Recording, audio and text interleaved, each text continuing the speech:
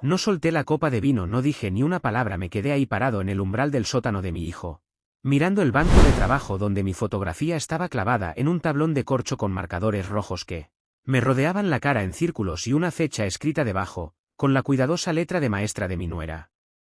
7 de marzo, 4 semanas. Había bajado a buscar un rollo de papel de cocina porque alguien había derramado salsa de arándanos sobre la alfombra del comedor. Y en cambio había encontrado la hoja de ruta de mi propio asesinato. Me llamo Walter Greer, tengo 71 años y la noche de la que les voy a hablar. Estaba cenando la Nochebuena en casa de mi hijo y su esposa, en una casa colonial de 4 habitaciones en las afueras de Hartford, Connecticut.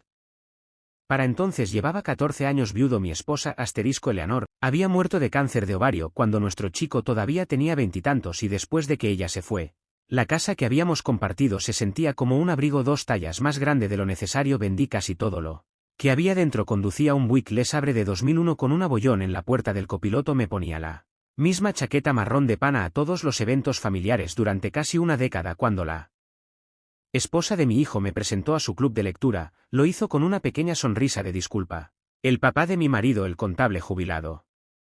Contable, esa palabra había sido mi escudo durante 35 años. Lo que ninguno de ellos sabía, lo que ni siquiera mi propio hijo sabía, era que Eleanor y yo habíamos pasado los primeros años de matrimonio comprando pequeñas propiedades comerciales a lo largo del corredor de la Interestatal 91. Centros comerciales en municipios que nadie miraba entonces, 2 lavanderías automáticas, una instalación de almacenaje propio a las afueras de Springfield. Para cuando a Eleanor le diagnosticaron aquel portfolio tranquilo y silencioso tenía un valor de mercado superior a $48 millones, en un fideicomiso que ella y yo habíamos establecido antes de que nuestro hijo tuviera edad para montar en bicicleta.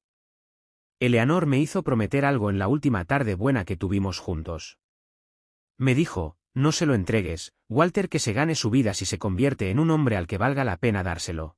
Dáselo, y si no, dáselo a alguien que lo use bien. Lo prometí, cumplí la promesa. Y durante 25 años, viví como un hombre que recortaba cupones y se preocupaba por el precio de la gasolina, porque eso era lo que le había dicho a mi hijo que era y porque quería ver en quién se convertía cuando creyera que no había nada que heredar. Déjenme contarles en quién se convirtió. Mi hijo se llama Derek, tiene 41 años, es alto como era Eleanor y tiene sus ojos, que es la broma más cruel que Dios me haya gastado nunca. Trabaja en seguros comerciales haciendo algo que nunca conseguí que me explicara en términos sencillos. Se casó hace 7 años con una mujer llamada Cassidy. Cassidy da clases de 4º de primaria en una escuela privada de West Hartford y tiene esa calidez alta y calculada de alguien que lleva practicando ser simpática desde los 12 años. Tienen una hija, mi nieta, que tiene 6 años y es el único motivo por el que seguía yendo a esa casa. Se llama Mae. Cuando les hablo de Mae, sepan que estoy dejando mucho fuera, porque ella no forma parte de lo que esas 2 personas hicieron, y no la voy a meter en esta historia más de lo imprescindible.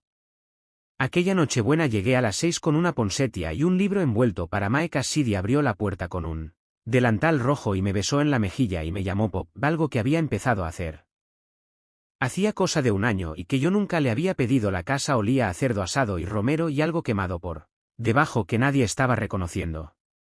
Derek estaba en la cocina sirviendo vino en copas demasiado grandes. No se giró cuando entré. Dijo: hola, papá, con la misma indiferencia con que de adolescente decía hola al chico que nos traía la pizza.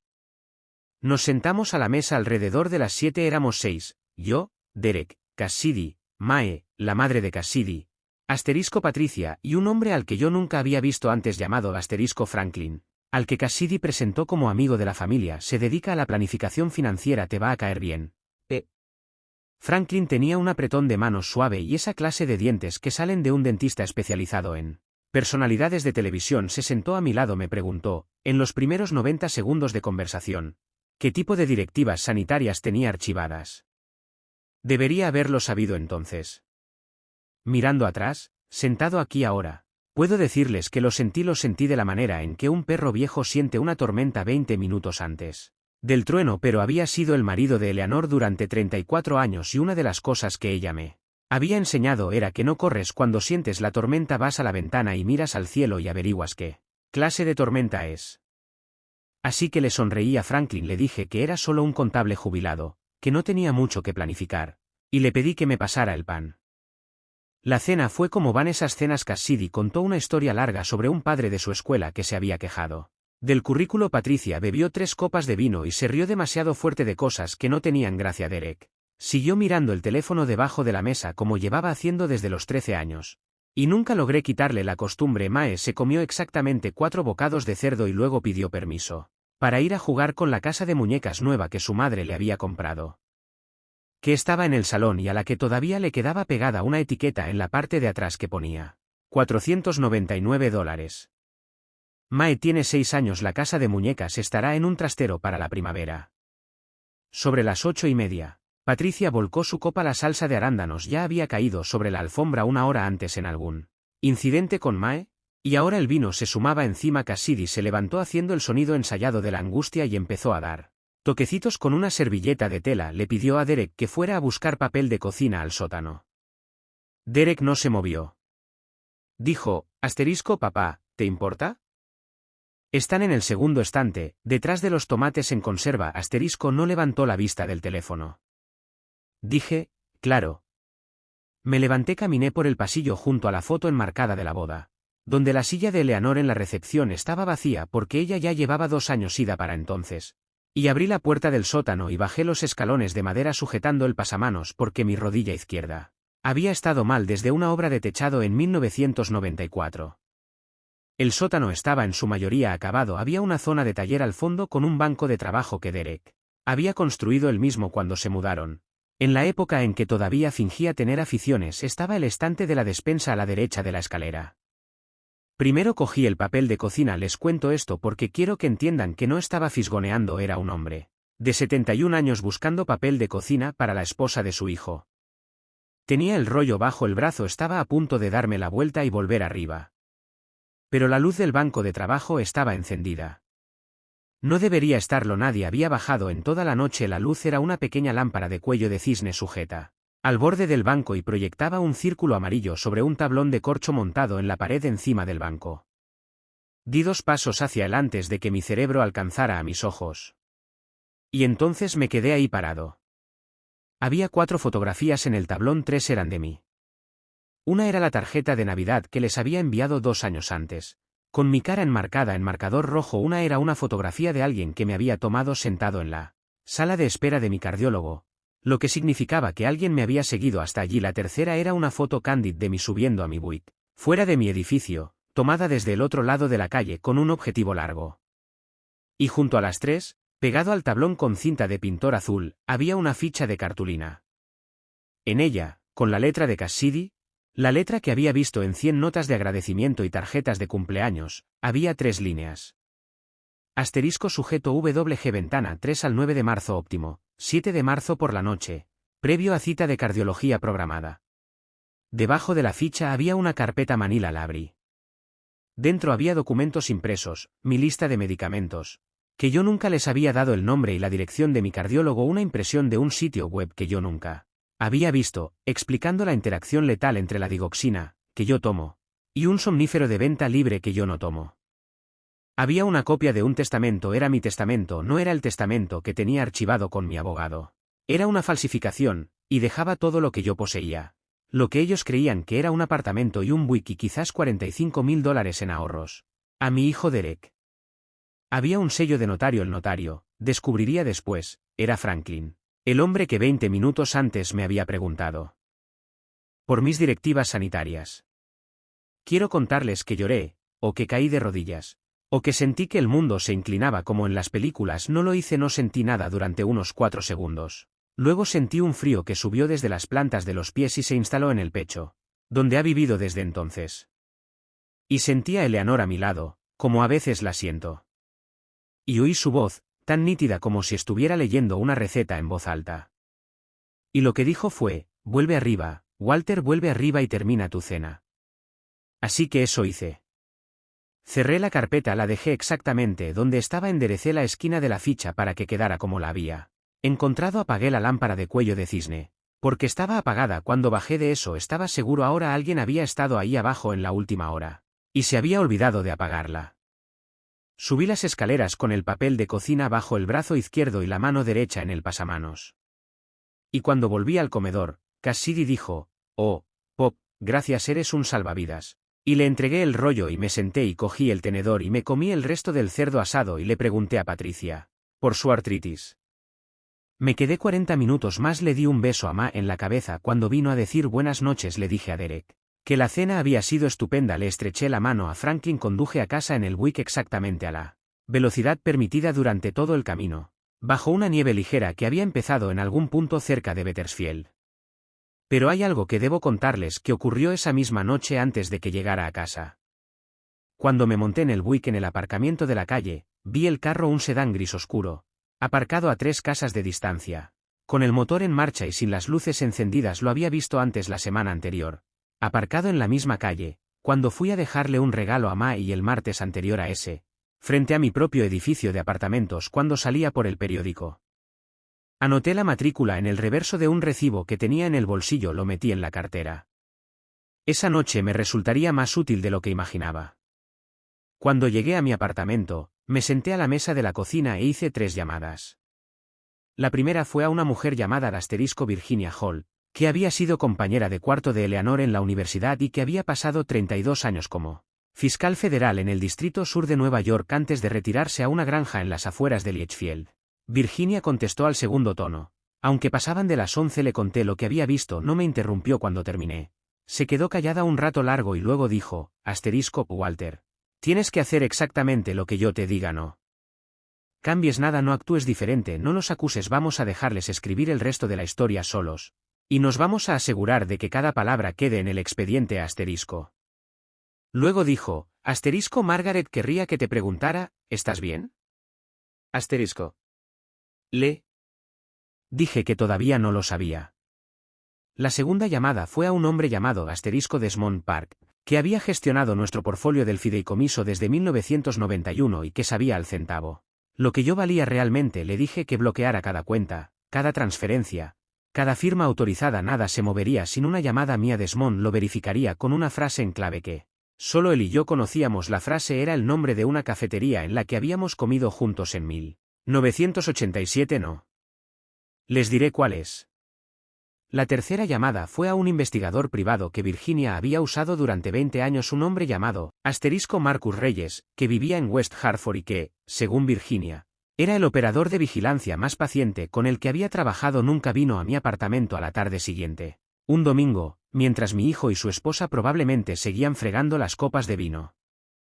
Nos sentamos a mi mesa de cocina durante 3 horas. Le conté todo, tomaba notas en un cuaderno pequeño de color negro. Al final, me hizo una pregunta en la que he pensado cada día desde entonces. Dijo, señor Greer, la parte más difícil de este trabajo no es escuchar, la parte más difícil es que va a oír cosas grabadas que no va a poder desoír. Va a oír a su hijo hablar de su muerte como habla de cambiar el aceite del carro. Tiene que decidir ahora mismo si quiere saber eso o si prefiere recordarlo como lo recuerda hoy.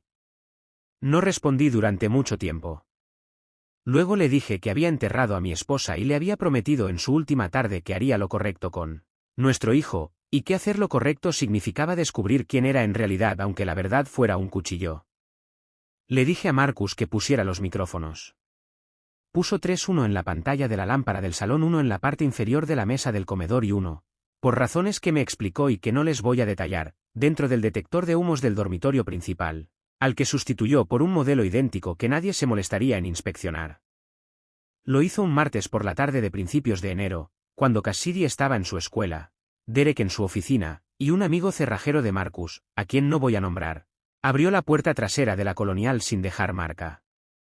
Luego esperamos. Pero antes de que pasaran 2 semanas desde aquella Nochebuena, ocurrió algo que no esperaba. Mi vecino del apartamento de enfrente, Roy Callahan, un ex policía de 74 años con una rodilla peor que la mía y un instinto que nunca se había jubilado del todo, llamó a mi puerta un sábado por la tarde con una taza de café y un asunto. Roy y yo llevábamos 9 años saludándonos en el pasillo y compartiendo el periódico del domingo cuando uno de los dos lo acababa primero. Nunca habíamos hablado de nada que importara de verdad hasta ese día. Walter dijo, de pie en el umbral, hay un tipo lleva 3 semanas aparcando en la calle. Sedán gris. Matrícula de Connecticut. La primera vez pensé que era un vecino nuevo, pero este hombre nunca sube, solo está ahí dentro. Mirando la entrada del edificio. Ayer tomó fotos con una cámara de objetivo largo. Saqué el recibo del cajón, le mostré la matrícula que había anotado la Nochebuena. Roy la miró, asintió despacio. Asterisco, es la misma, dijo. Le conté lo suficiente, no todo, pero sí lo suficiente para que entendiera la gravedad. Roy no hizo preguntas que no le correspondían, solo dijo: si vuelve a aparecer, te llamo antes de que baje del carro, y lo hizo 2 veces más en las semanas que siguieron. Recibí su llamada antes de que yo pudiera ni mirar por la ventana. Roy Callahan no sabía que estaba formando parte de algo, solo sabía que un vecino necesitaba ojos, eso le bastó. La matrícula, cuando Marcus la rastreó, correspondía a un carro alquilado a nombre de una empresa de administración de propiedades vinculada a Franklin. El hombre de los dientes de televisión y el apretón suave llevaba semanas documentando mis movimientos. Le di esa información a Marcus. Virginia la añadió al expediente. En las 4 semanas entre la Nochebuena y la segunda semana de febrero, seguí con mi vida como siempre había hecho. Fui al supermercado los martes, tomé café con 2 viejos amigos del club Rotario cada jueves por la mañana. Fui a mi cardiólogo en la fecha que figuraba en la ficha de cartulina. La mañana del 7 de febrero, 3 días antes de que se abriera la ventana, y mi médico me dijo, como me había dicho durante 6 años, que mi corazón era fuerte para un hombre de mi edad y que siguiera caminando. Llamé a mi hijo una vez para felicitarle el cumpleaños. Que caía el 22 de enero, contestó. Estaba distraído, dijo que tenía que colgar en un minuto. Le dije que le quería. Dijo: sí, tú también, papá. Fue la última vez que hablamos como padre e hijo. Las grabaciones fueron todo lo que me había temido que serían.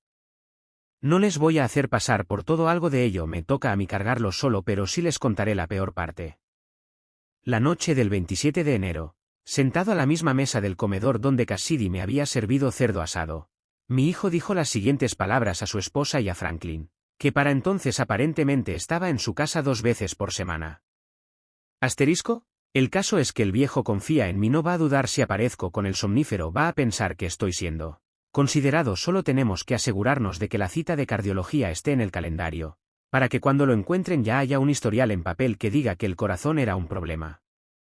Cassidy dijo: ¿Asterisco y Mae? Asterisco. En la grabación hubo un silencio de unos 12 segundos. Luego mi hijo dijo: Mae no necesita conocer a su abuelo, apenas lo ve de todas formas. Escuché esa grabación 6 veces, me obligué a escucharla 6 veces, quería estar seguro de que la voz era la suya, de que las palabras eran las que eran, de que yo no estaba inventando nada en mi dolor y mi rabia. Para la 6ª vez, estaba sereno. Llamé a Virginia, ella ya la había oído. Marcus le enviaba los archivos a su servidor seguro antes de enviármelos a mí. Dijo: Walter, los tenemos a los 3 ahora, decidimos qué hacer. Aquí está lo que decidí, y quiero explicarlo porque he tenido mucho tiempo para pensar si hice lo correcto. Podría haber ido a la policía el 28 de enero. Virginia me dijo que las grabaciones, combinadas con el tablón de corcho, combinadas con el testamento falsificado, eran suficientes para presentar cargos de conspiración, pero los cargos de conspiración son resbaladizos. Cassidy podía volverse contra Derek, Derek podía volverse contra Franklin, Franklin era un notario público que sabía exactamente qué decir para parecer un incauto, podían llegar a un acuerdo, podían pasar 2 años en una cárcel de mínima seguridad y salir a escribir un libro. Yo quería que actuaran. Quería que mi hijo entrara en mi apartamento con un frasco de somnífero que hubiera comprado con su tarjeta de crédito a su nombre, quería que vertiera ese somnífero en una bebida y me la entregara, y quería que las cámaras de Marcus, que para entonces habían sido instaladas también en mi apartamento, grabaran cada segundo. Quería el intento sin el intento, era una historia con el intento, era un caso. Así que la mañana del 7 de marzo llamé a mi hijo. Dije: asterisco, Derek, no me encuentro muy bien, noto el pecho apretado desde ayer, tengo cita mañana por la mañana. Pero me da un poco de cosa estar solo esta noche, ¿alguna posibilidad de que puedas pasarte? Asterisco. Hubo una pausa al otro lado que voy a escuchar en sueños hasta que me muera. Luego dijo: asterisco, claro, papá, paso después del trabajo, ¿te traigo algo? Asterisco. Dije: quizás algo para dormir, no descanso bien cuando estoy nervioso. Dijo: tengo justo lo que necesitas. Llegó a las 8 menos 20, traía un frasco de un somnífero de venta libre que yo nunca había pedido por nombre, y que había comprado esa mañana en una farmacia de Newington, a 17 kilómetros de su casa, con una tarjeta de crédito a su nombre. También traía un paquete de 6 cervezas de raíz, que habían sido mis favoritas desde niño. Se sentó conmigo en el salón durante 40 minutos. Hablamos de Mae, hablamos de un partido de los Patriots de la temporada anterior. Me preguntó por mi testamento, con delicadeza. De la manera en que le podrías preguntar a un anciano sobre el tiempo. Le dije que todo estaba en orden. Mi abogado tenía una copia, el apartamento y el Buick serían suyos. Asintió, miró al suelo.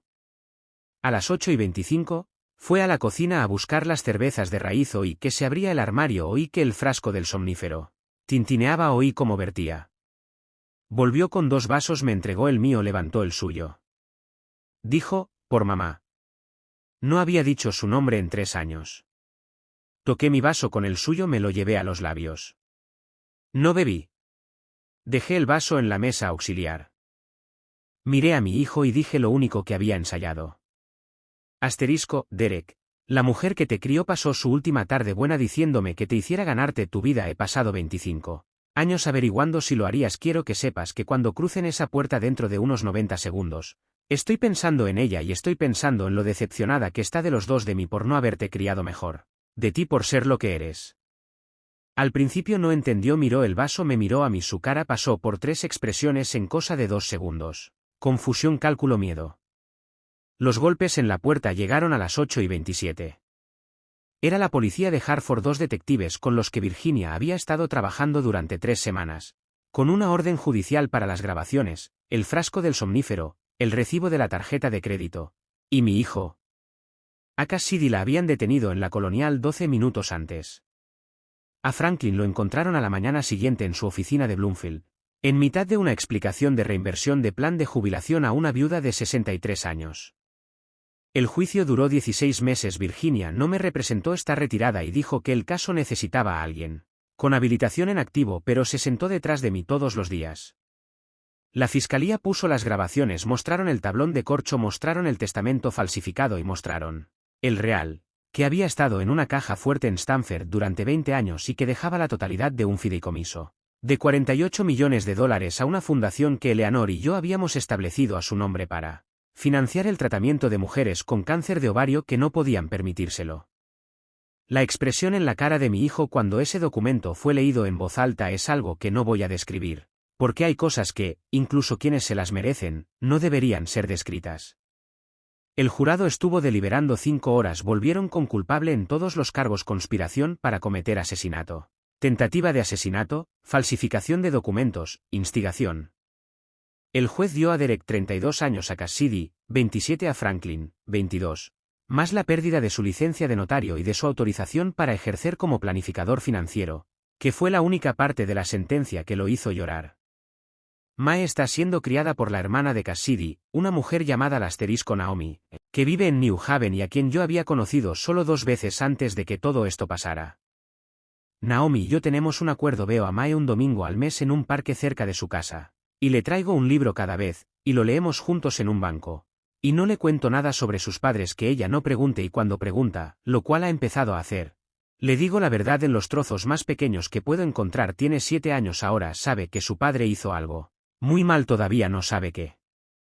He reservado una parte del fideicomiso para ella en una estructura a la que no podrá acceder hasta que tenga 35 años, con condiciones que Eleanor habría aprobado. Se ganará su vida también, esa es la única herencia que vale la pena dar. La gente me pregunta, cuando escucha la historia, si me culpo a mí mismo, si el secreto que guardé, el fingir ser pobre, la prueba que le impuse a mi propio hijo, lo convirtieron en lo que se convirtió.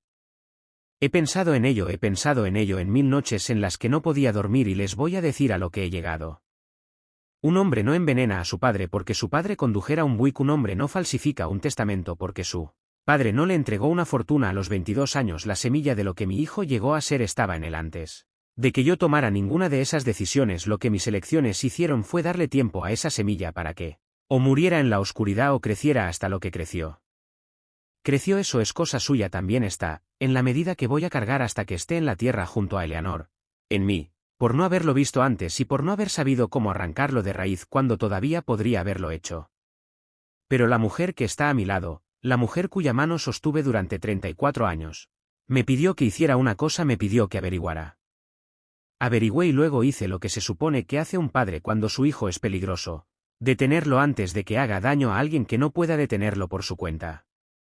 Conduzco un Toyota de segunda mano ahora. El Buick finalmente se fue a la primavera siguiente al juicio. Sigo llevando la chaqueta marrón de pana. Sigo viviendo en el mismo apartamento. No necesito nada más de lo que tengo. Nunca lo necesité. Y eso, al final, es la parte de la historia que ninguno de los que intentaron matarme entendió nunca. Creían que estaba escondiendo una fortuna. Estaba escondiendo una promesa. La fortuna era solo la materia de la que estaba hecha la promesa. Roy Callahan y yo seguimos siendo vecinos ahora. Compartimos el periódico del domingo y también el café. Nunca ha pedido explicaciones de lo que pasó, más allá de lo que le conté ese día solo una vez, meses después del juicio. Mientras tomábamos café en su apartamento, dijo, ¿resultó bien? Y le dije que sí y él asintió y cambió de tema. Eso es lo que hace un buen hombre. Mae y yo estamos leyendo un libro sobre una niña que se hace amiga de un zorro. El mes que viene empezaremos uno nuevo. Tengo 71 años. Tengo el corazón fuerte. El cardiólogo dice que puede que me queden otros 20 años. Tengo pensado usarlos. He pasado muchas noches desde el juicio sentado en la misma silla donde hice aquellas 3 llamadas y me he hecho la misma pregunta una y otra vez. ¿Dónde empezó todo? No la noche que bajé esas escaleras del sótano, no el día en que Derek conoció a Cassidy.